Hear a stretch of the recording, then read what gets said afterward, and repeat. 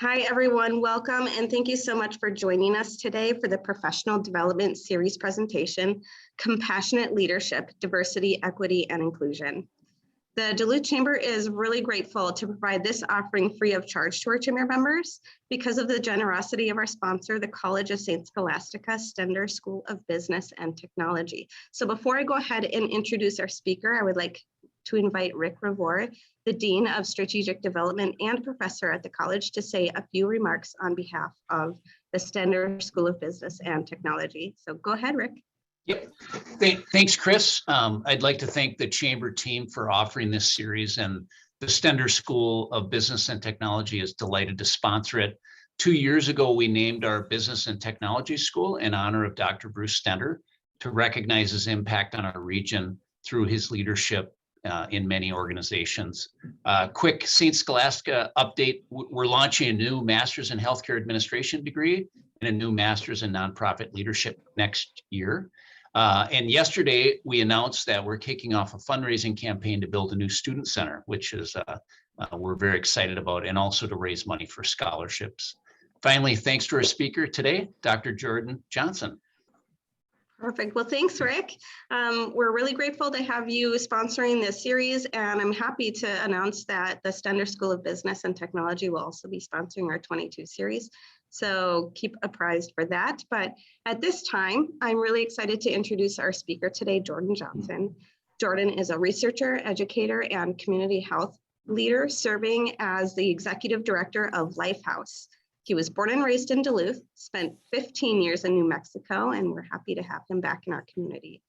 I'm also going to do a selfish plug here because Jordon recently graduated from the Chamber's Leadership Duluth program, where he still continues to work with a service project group centered around racial equity in our community. So his experience, his education, and his involvement with DEI efforts truly makes Jordon a leader and a mentor in pushing for greater diversity, equity, and inclusion in our community and in your business. So we're really lucky to learn from Jordon today. Please join me in welcoming Jordon Johnson. Great. Well, hello, everyone. It's great to be here. Thank you to the College of St. Scholastica for just kind of having this space available, and for the Chamber of Commerce as well. I am such an in-person person when I do presentations, but I have learned how to kind of be flexible and navigate kind of virtual Zoom. And what I will say prior to kind of doing any kind of introduction is, throughout our time together, I really encourage people to either jump in the chat or get off mute and jump in and chime in. I really feel like this is a conversation, and it's a lifelong process in doing this work. So this is kind of the space I welcome us all into for the next hour, for sure. As Chris mentioned, I am born and raised in Duluth. I'm happy to be back in my hometown, missed the Bay, and just grateful to kind of also have some connections and relationships with people on this call, and the work that you're doing within your businesses, or work environments, or personal life, or communities is very much appreciated, particularly around equity and inclusion. And so also thinking about our time together is kind of just kind of set the tone. Think about and if you hear noise above me, it's because our youth center is right above me, and that's the kitchen. And so I apologize for that. But I just want to say that think about any questions you might have that come up. And what is the process that we're all in, kind of in expanding our knowledge, expanding our practices, expanding our work environments, businesses, organizations, higher education, schools, around diversity, equity, and inclusion, and having equity and inclusion be centralized is the most important thing to kind of keep in mind here. So kind of in thinking about our day, see if I can do this, and kind of being here, what did you notice about your day thus far prior to being here?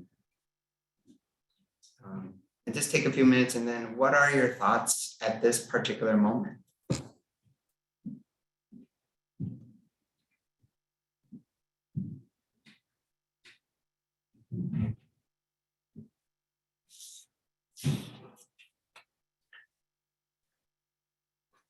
And part of me asking these two questions, or asking for us just to kind of slow down for a minute, is exactly that, to slow down for a minute.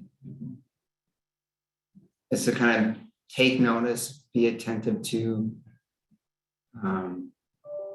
be thoughtful about what are we engaged with from moment to moment. What are the thoughts that come to mind? What are the feelings that come within our bodies? What's been happening till this point right now? And kind of letting that go and setting that down for a minute to just be here. You came here into this kind of conversation for some reason, for some purpose. And so I just want to kind of elevate that and kind of pay attention to that for a minute.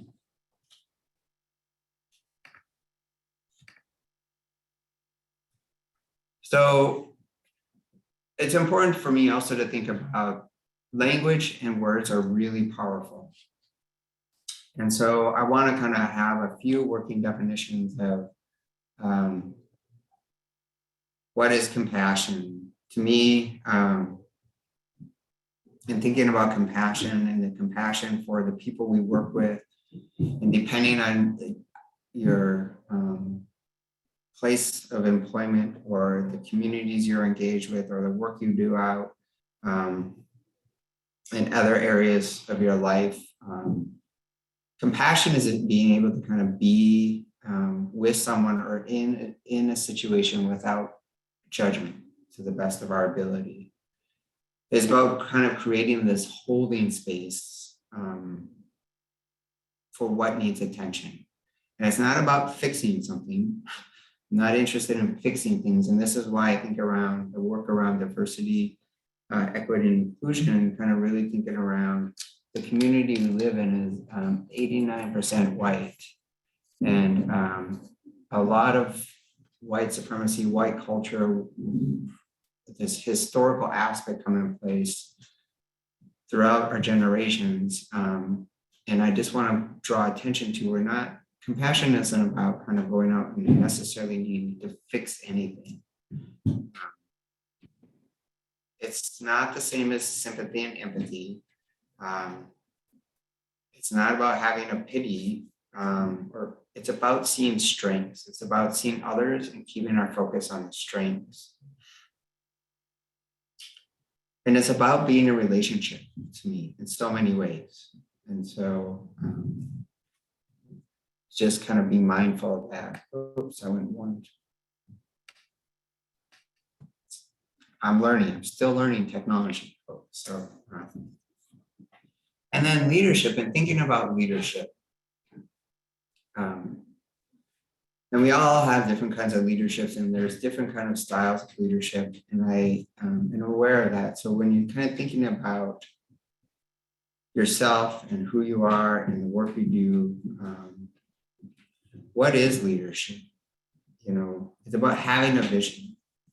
It's about being a change agent, it's about the energy you're bringing into a space.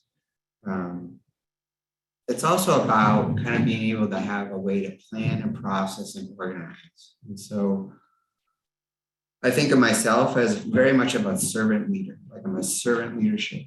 And I think of some of the work we've done here at Lifehouse, just about kind of thinking around leadership and what that means. And kind of, again, going back around how do we build trusting relationships? How do we kind of build an environment, a culture, a work culture that embraces these two pieces about being compassionate for others, but also compassion for ourselves. And kind of what is leadership? I think of us as we are leaders in our community in the work we do. But it's also kind of holding out a vision and being able to kind of hold out a vision of where we see our work moving forward or moving toward. As you can see, you will notice I love the nature and the kind of visual images of the horizon and the sunrise and the sunset. And so what is kind of compassion and leadership to you? And so I'm just going to jump in chat, and you might see that chat. Oops.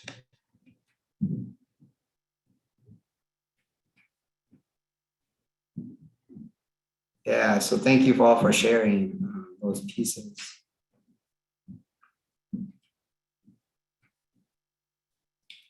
It's about slowing down, right? Stopping the phone calls you get, connecting with people. So when we're talking about compassionate leadership, compassionately, and bringing these two words together, kind of thinking around what does this mean to bring two words coming together, and what is the first thing that comes to your mind? I threw a few things.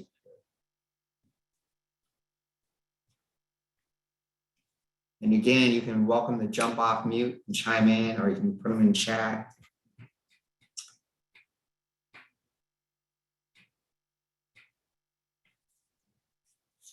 But part of it's, again, going back to being able to hold space, slowing down, sitting with whatever might be emerging, taking a moment to pause.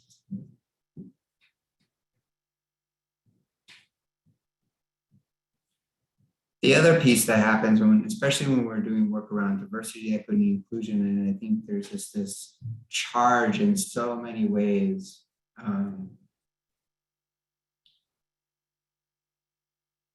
around, and it has been elevated, sadly. It should always be elevated to the point of the racial inequities and disparities that exist. But after last year with the uprising around George Floyd's murder, it's just heightened more, which and kind of noticing that piece of this kind of elevated work of trying to think through how to do this and what this means and how do we do this. But it's through that and kind of the work that is entailed in doing some of that is noticing what, as a leader, what is the position I hold? What's my position in my organization or the work I do out in the community? Also, what is happening in my body, in my energetic and nervous system when engaging in this work? I can recall years ago when I was just kind of delving into kind of thinking around privilege and oppression and what that means. My nervous system would get so angst and I would get so nervous. And throughout the course of practicing over the years, I've been able to kind of slow down and kind of notice to kind of, not have this kind of trigger response, for lack of a better word at the moment, but like just to kind of be able to sit with what is happening and be able to kind of be attentive to my surroundings. It's not just about me. It's also being attentive to what is happening and how do I engage with anything that might seem inaccurate in a conversation with people, or how might I engage with any kind of potential questions that might be coming my way, or challenges that might be coming my way, or the gifts of kind of being able to be a constant learner. I think of myself as a lead learner. I'm always learning. I want to be one who's willing to always learn and kind of hold the space of always being willing to learn. Because there's also the kind of ripple effect that happens in this work. So when we're able to have this kind of place and hold compassion and be from a place of compassion, and our leadership comes from that place, that doesn't always mean it's the easiest decisions to make. So I just want to be clear about that. Sometimes it's also about challenging individuals or organizations or partners or other elements that might arise. And so, but doing it in a compassionate way and being able to notice what are the gifts and the skills of the people before me, or what is being kind of articulated to me in a moment, and how do I value and hear and kind of be attentive to the feelings and the body, the nervous system before me as well. So I can respond to that and not react, if that makes sense. And it is a challenge. I'm not going to say it's not a challenge, but I'll get into some of the kind of different kind of opportunities and ways to practice differently kind of as we move forward. But there is a ripple effect when we start to kind of speak the language we speak and how we speak and articulate and the paradigms we start to shift. There's a subtle way that it can have a ripple effect and shift kind of our workplace, our relationships and cultures, and the community that we work in. I'm going to show this little YouTube video real quick. And I just want you to kind of notice what and kind of sit with what you friends would walk up to me.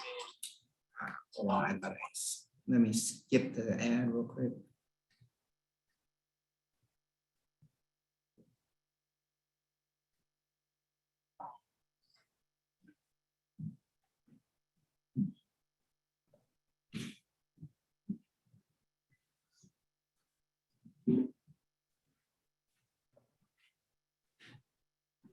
Hey, Jordan, you can also email that YouTube to me if you wanted me to share that, because I'm not seeing it on the screen right now. Oh, you're not seeing it. Hold on a second. Let's see if I can. Sorry about that. Let's try this again. Can you see it now? We can see it now. All right. Sorry about that. I think when That's I okay. flipped it. Yep. How do I know? A lot of people, when they think of the phrase, how do I know, they always want to put the what behind it. How do I know what I'm supposed to do? The question that you really should ask is, how do I know why I'm here? Because when you know your why, your what becomes more clear and more impactful. If you know, like for instance, people know that I do comedy, but that's what I do. My why is to inspire people to walk in purpose. So I can do comedy, I can write books, I can be in a movie, because all of it is motivated by my why. In fact, I have a new web series out called Michael Jr. Break Time. We probably just did the 6th episode. It's on YouTube. So every single Wednesday at 3 o'clock, we drop a new episode on YouTube of Michael Jr. Break Time. What it is it's me. I travel around the country and I do stand-up comedy, in case you didn't know. And in the middle of my comedy set sometime, I'll stop and just talk to my audience. And we've been filming this, and it's, you know, it's pretty cool. So we're in Winston-Salem. I'm gonna show you a clip from Winston-Salem. And I'm just talking to this guy in the audience, and he tells me that he's a musical instructor at a school. So I was like, all right, you're a musical instructor, you know, can you sing? Let me hear you sing a song. So this is what happened at the last episode of Michael Jr.'s Break Time. Check it. So you're a musical director. Cool. Yes, sir. All right, so let me get a couple bars of like Amazing Grace. Can you do the first part of that? Go ahead.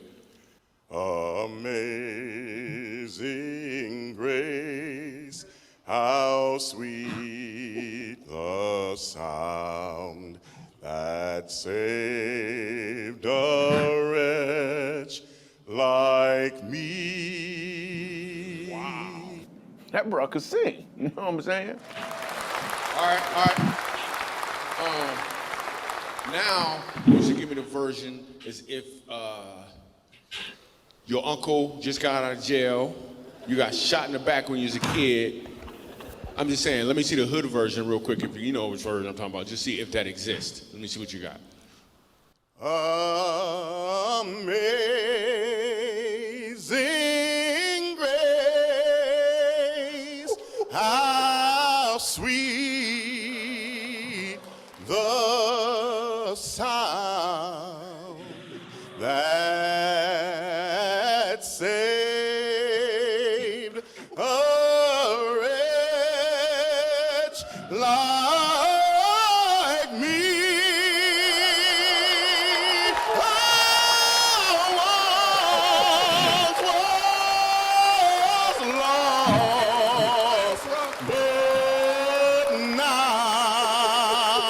Right now I'm fine. but now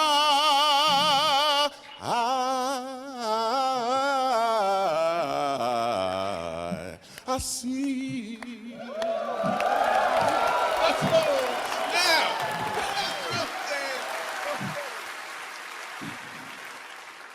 Okay. Here's what I want you to catch. The first time I asked him to sing, he knew what he was doing. The second time, he knew why he was doing it. When you know your why, your what becomes more impactful because you're walking towards or in your purpose.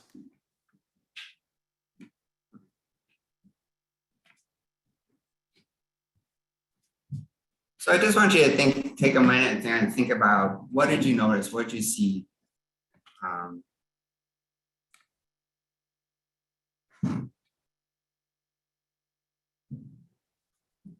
Jordan, are you able to share that video link in the chat? Sure, we'll do my best. Thank you. Yeah.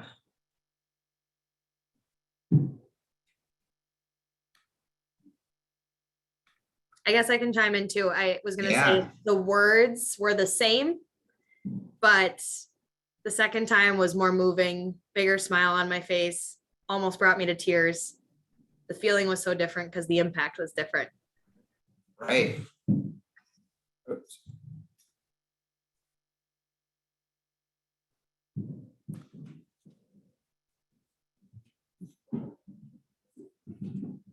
You can see the difference. There's something in what we do.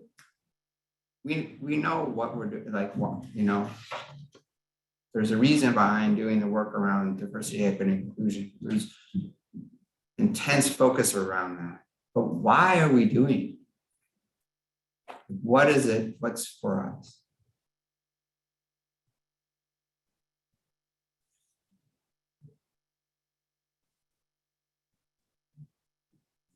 So I will maybe connect with Chris and have her send out the link to everyone so you have it as well. That would work perfect. We'll do that, Jordan. Great, thank you. So I'm just gonna share my screen, which I just.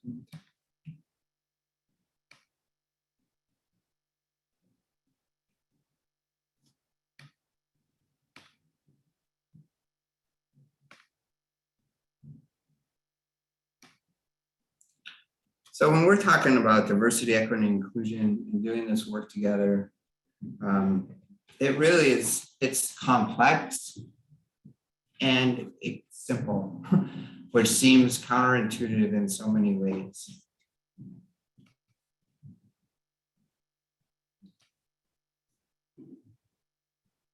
Hold on, I can't see you all. That's a little disturbing to me.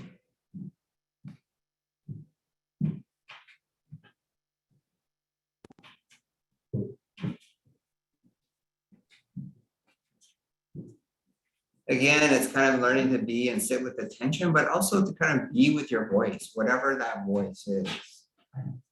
Sometimes when we're having conversations like this, it's potentially really challenging and there's a lot of tension and a lot of emotions.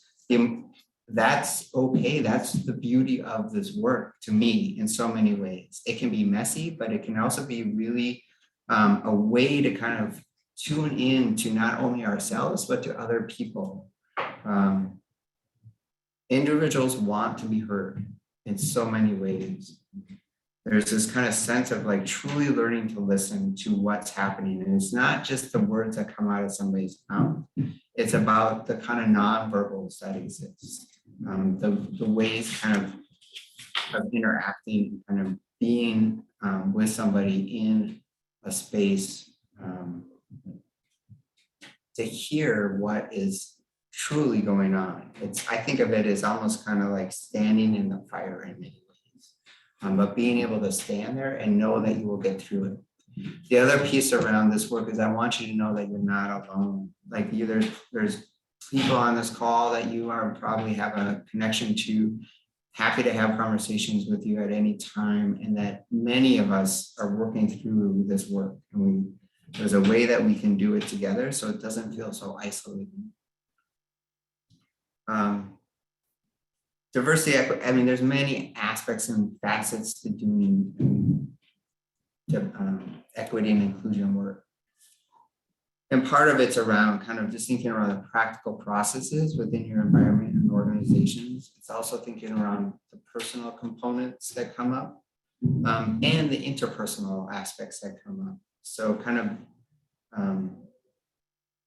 it's more comfortable to sometimes lean into what's a familiar pattern. It might be a little bit more uncomfortable to lean in and focus on what's the, again, going back to the vision, what's the vision, what's the change ahead, and how do you move potentially? We have 50 people within our organization that we employ. So how do I move and move with my team a potential vision that I hold out, where we have all these different lived experiences and histories and aspects that exist.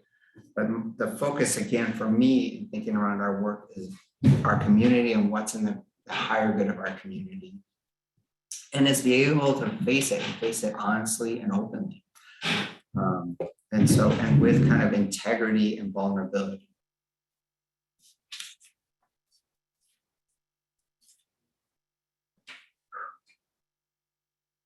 Sometimes you can kind of go and just kind of get in a mode and kind of talk. And so I just want to slow down for myself here and just kind of take a moment. Any thoughts or questions or comments that come up before kind of moving on? Hey, go back. That didn't work. As you can see, my technology aspects are not my strong suit.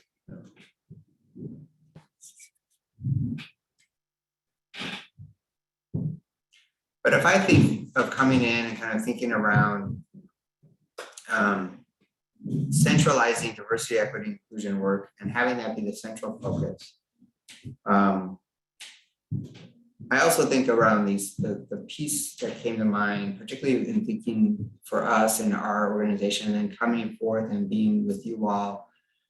There's a book called The 4 Agreements by Don Miguel Ruiz, which I highly recommend. And so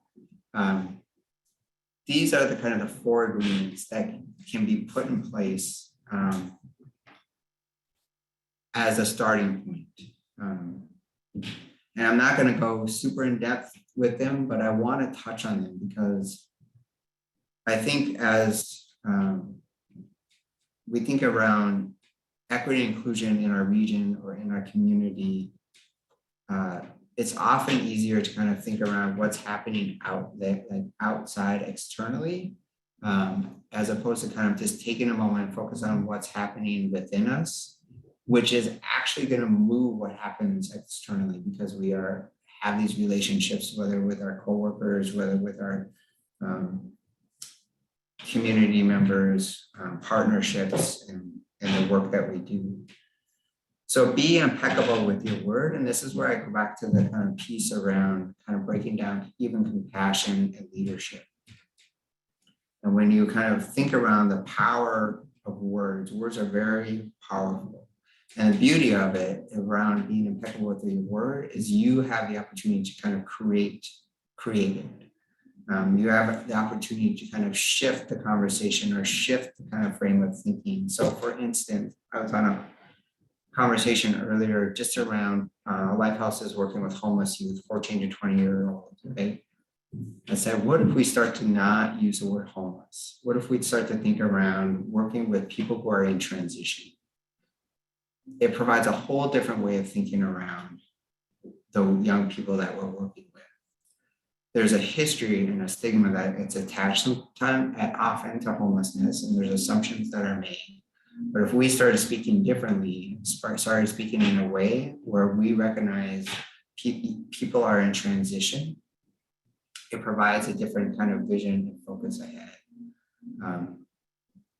I am a huge advocate and believer in the power of language and how important language is and how important it is, especially speaking around issues related to kind of equity and inclusion where people, and the words that come to mind too is like belonging. Like belonging is a word that kind of gets thrown out there sometimes. It's really hard to put belonging into practice. I just want to say that.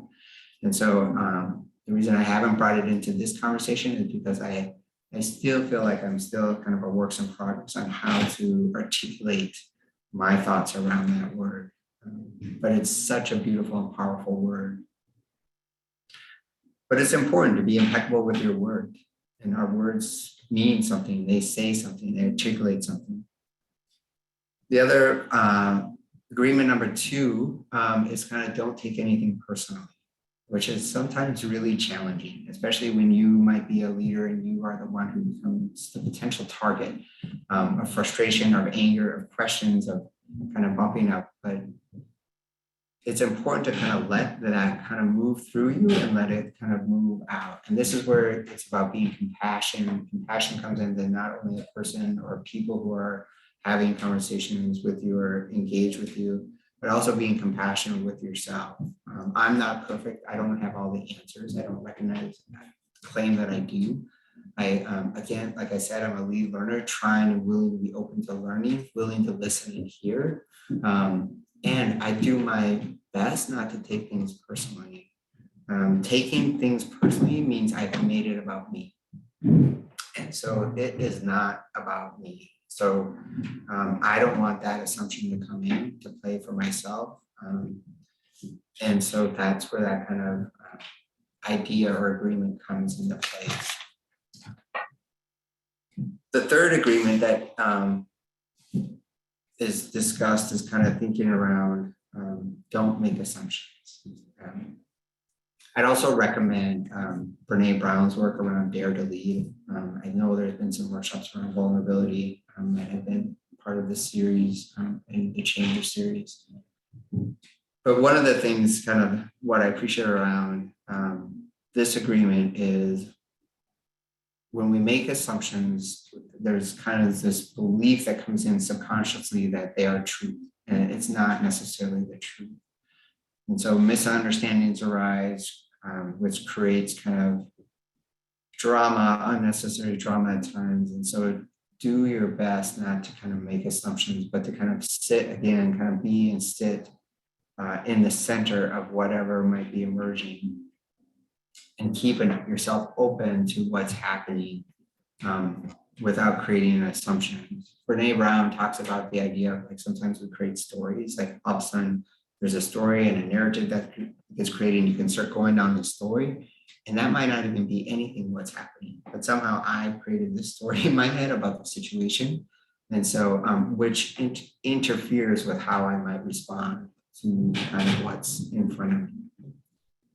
So I really appreciate this kind of agreement around not making assumptions. So when you're in a conversation with a leadership or your staff or staff meetings, just be aware of that. Sometimes people have bad days and it comes out really harshly. And it's not necessarily about me per se, or how that person might have wanted to articulate. And the fourth agreement, which is around always do your best. And it's important to kind of think through every moment is different, moment from moment from moment.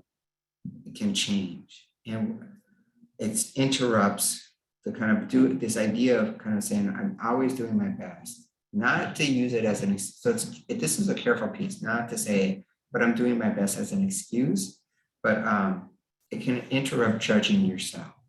So when doing kind of work around diversity and equity and inclusion, there's this really kind of, I don't want to say fine line, this kind of place or space of being aware and attentive to intact, like people's intention and the impact. Impact can have be very different than what the intention is. And so I just have to say that when thinking around doing your best, it's recognizing that I am putting in practice these really critical components of how to show up and be with somebody, no matter what might be kind of happening or what might be shared with me. So for instance, sometimes people will have challenged me just as a white person and say, did you realize that, that was really disrespectful of, or the language made me feel isolated or not part of. And I might not have realized that, and to say, and to recognize that as a gift, that somebody actually came up and said something to me, as opposed to just letting me kind of not notice. I want us to be seen and be heard in so many ways. And that's a big part of what we're doing. When we're working with people where they feel seen and heard, provides a different kind of culture and environment in our places of business. And even if you're bringing in people for your customers or whatever, or providing a service, it speaks loudly to who you are, and it speaks loudly to the organization or business that you are setting up. So a few kind of thoughts or questions I just have for you all. And I'm going to stop sharing my screen, and, so I can see the chat and kind of think through, and welcome you to kind of chime in here. Is, what kind of patterns have you noticed in your own work culture that might hinder you from being kind of brave and in a vulnerable space?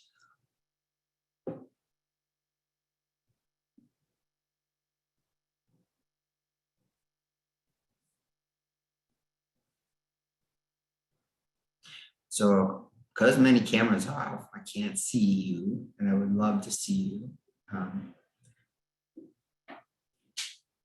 But just kind of thinking through, what might you notice in your work culture?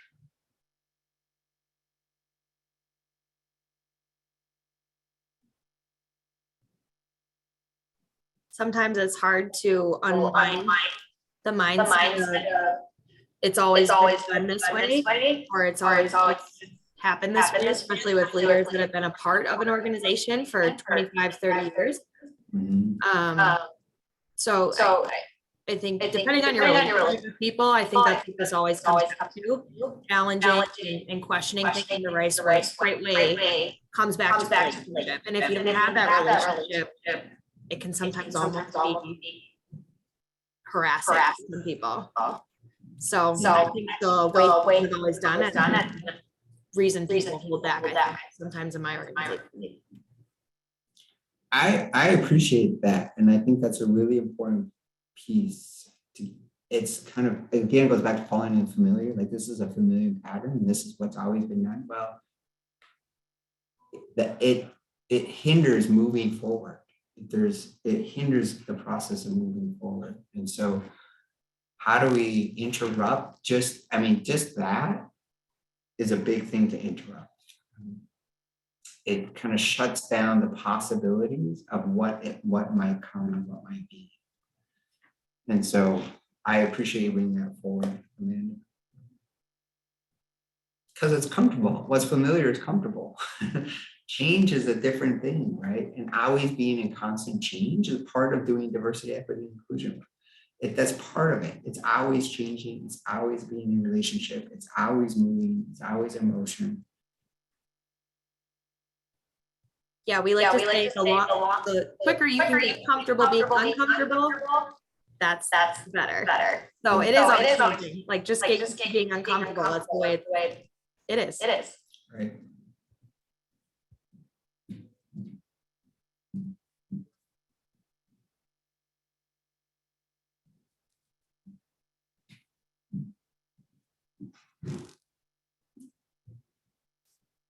The other question I kind of think about is, what did you just even notice within yourself when that question was asked? What is your first thought?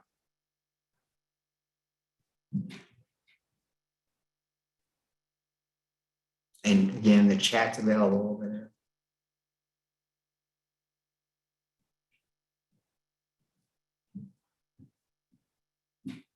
And you're probably like, Jordan, why are you asking these questions?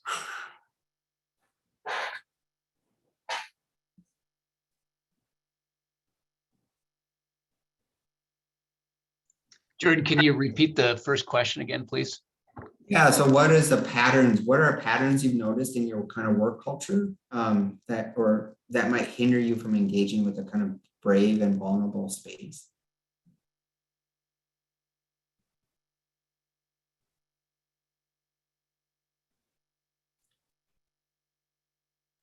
And then think- part of ahead. it, go ahead. The second question I'll just say is this kind of, what did you notice within yourself? What was your first thought when I asked that question? I think for me personally, it's the fear of getting it wrong.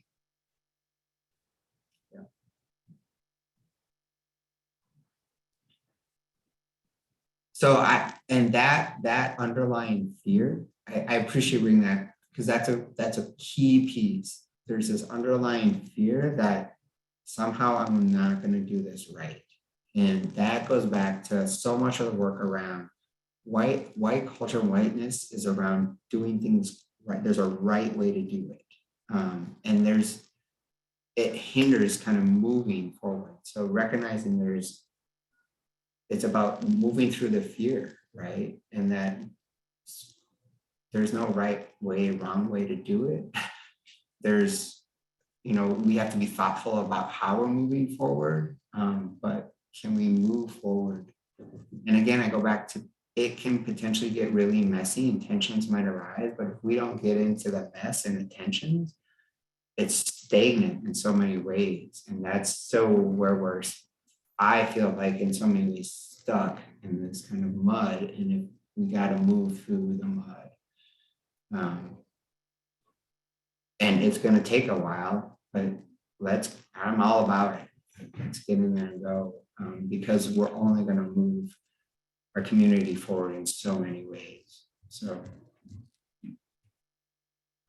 the other reason I asked around what comes up immediately, or what's your first thought, is because oftentimes what I've noticed for myself when doing kind of diversity, equity, inclusion work, I will see something or notice something, and then I'll dismiss it or doubt myself in some ways. And so I want to be able to, I've kind of tried to work in building a practice of I actually did see that. And what do I have to, what do I need to say? And what might I want to say to kind of interrupt?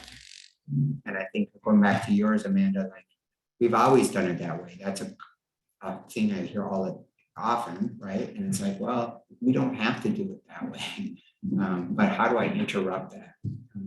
But it took me a while to get to a place to say, wait a second, we don't have to do it that way. So,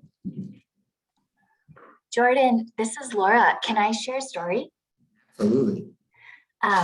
So I think I'm a person who responds really well to anecdotes, and I think about some of the best teachers I've ever had are really like they're storytellers, they're people who draw from things that happen in their lives. And so I feel like this is kind of one of those moments and is really, I don't know, I think it demonstrates why you're such the perfect person to be leading us in this conversation, because it's a story about you.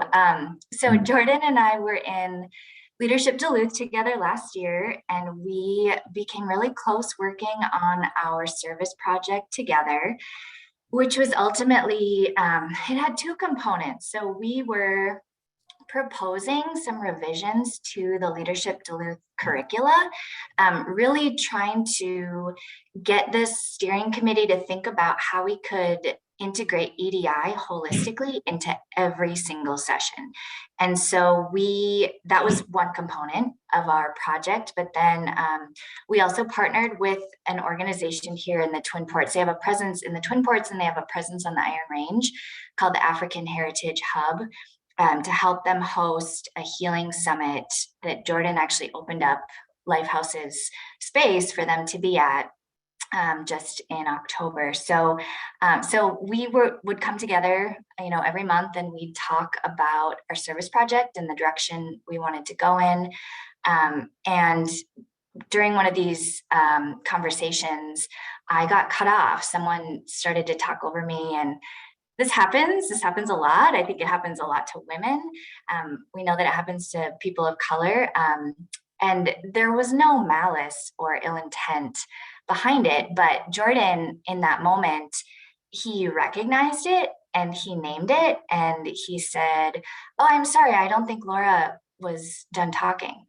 And it sounds so simple, right? I mean, it's just in that moment, he really redirected, and like you were saying, Jordan, you interrupted, and in a good way. And I told him afterwards, nobody in a professional setting has ever done that for me before, and I've never forgotten it, and I never will. And I've shared that story with multiple people, and I think it's worth sharing again.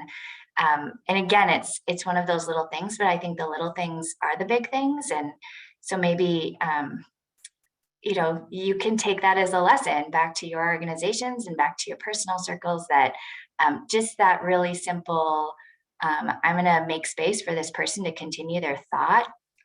It was really powerful. And I think, yeah, it's really, I just think, Jordan, you're the perfect person to be leading us in this conversation. So I know that I put you on the spot. I'm sorry for that, but I wanted to be able to share that.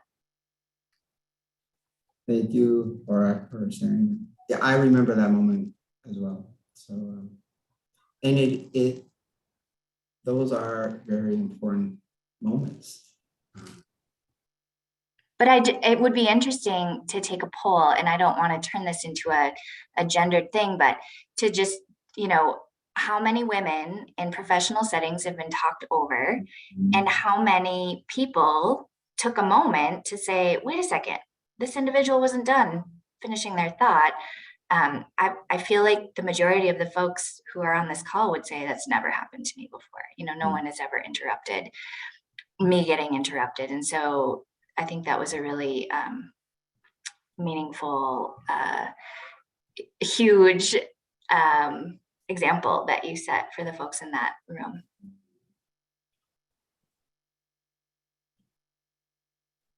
Well, Jordan, Laura, you're done, right? Yes, I'm done. Thank you. I mean, I'll just say I've absolutely done this several times to colleagues, to friends, and I'm really trying to catch myself doing it and stopping it myself.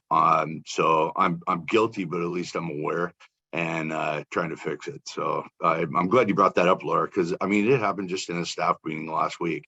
And I said, wait a second, I don't think you were done. And excuse me, and stopped. And it does happen way too much. She's absolutely right. And I appreciate that story. I'll try and recognize it in other people and stop them too. Yeah, and it's really powerful when you interrupt it. And so it's not just, it's around women, it's around our LGBTQ community members, people who might not have English as their first language. And so just really kind of thinking around all the facets around diversity, equity, and inclusion and the work we move forward. I just want to share just a few things kind of as we kind of come to a transitional moment here. But, one of the things we did at Lifehouse, which Jennifer knew, so Rick at CSS and Laura, thank you for connecting me to Jennifer, but kind of brought forth for us as an organization is when we did a training with her, this idea of creating organizational agreements. And so what that did was, as a staff, we came together and had a kind of collective process around creating what's called organizational agreements. So when moments arise or questions arise or conversations need to be happen, we will be implementing kind of organizational agreements starting in the beginning of the coming year, which provides us saying as all employees of Lifehouse, we are kind of agreeing to these agreements that this is what we're working towards and working through together. Such as listening with the ear of our heart, right? Which is something she brought forward, which we love. Recognizing that our youth are our priority, yet does not mean that staff are not being thought of as well. And so it's something to consider for yourselves as a business or an organization. That there's ways to, in moments like you talked about, Brian, where you might interrupt somebody or things might show up, that somebody can come to you and say, this is what we're agreeing to as an organization to kind of create a work culture in this way. The other thing we're kind of really thinking through kind of at Lifehouse is kind of really thinking around what does it mean for like holidays, right? We're in the holiday season at the moment, right? But what holidays are we acknowledging and recognizing? Which ones might we kind of not take as a priority? And so how might we do that differently given the diversity of our staff and people who are employed and the young people that we are engaged with? And so that's a conversation we're in the middle of right now. Like, what does that look like for us here at Lifehouse?